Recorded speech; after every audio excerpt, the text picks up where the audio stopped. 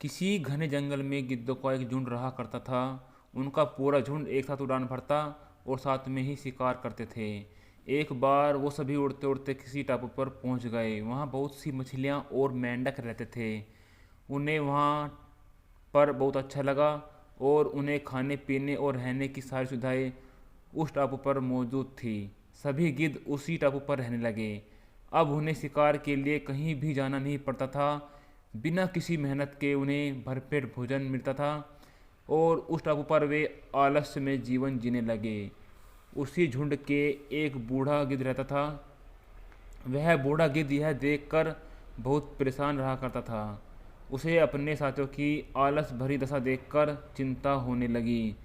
वो सभी गिद्धों को कई बार चेतावनी भी देता कि मित्रों, हमें फिर से शिकार के लिए उड़ान भरनी है ताकि हम अपना शिकार करने की कला को और भी मजबूत बनाए रख सकें।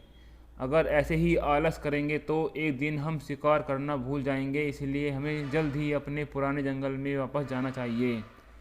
उस बूढ़े गिद्ध की सलाह सुनकर सभी गिद्ध हंसने लगे। वह उसका मजाक बनाने लगे।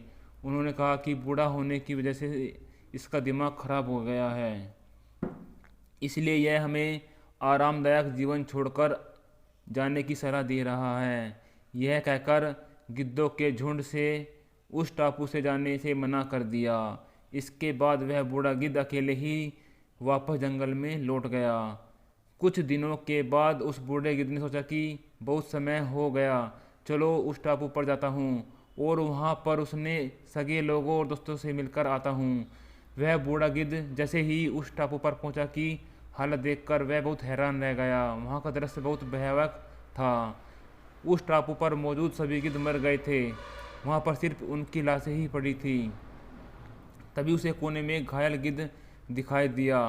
वह उसके पास गया और वहाँ की हालत के बारे में पूछा।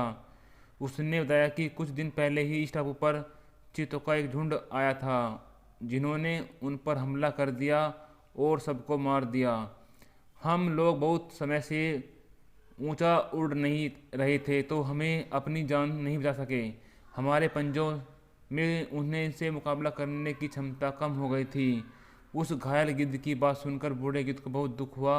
उसके मरने के बाद बूढ़ा गिद्ध वापस से अपने जंगल में चला गया।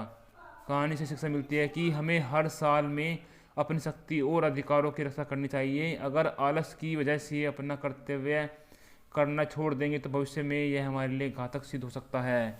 तो दोस्तों, आज के लिए आपको ये कहानी कैसी लगी, आप हमें कमेंट में ज़रूर दीजिएगा। और दोस्तों, जाने से पहले आप हमारे चैनल को सब्सक्राइब कर लीजिए और हमारी वीडियो को लाइक कर दीजिए। वीडियो देखने के लिए दोस्तों बहुत बहुत धन्यवाद।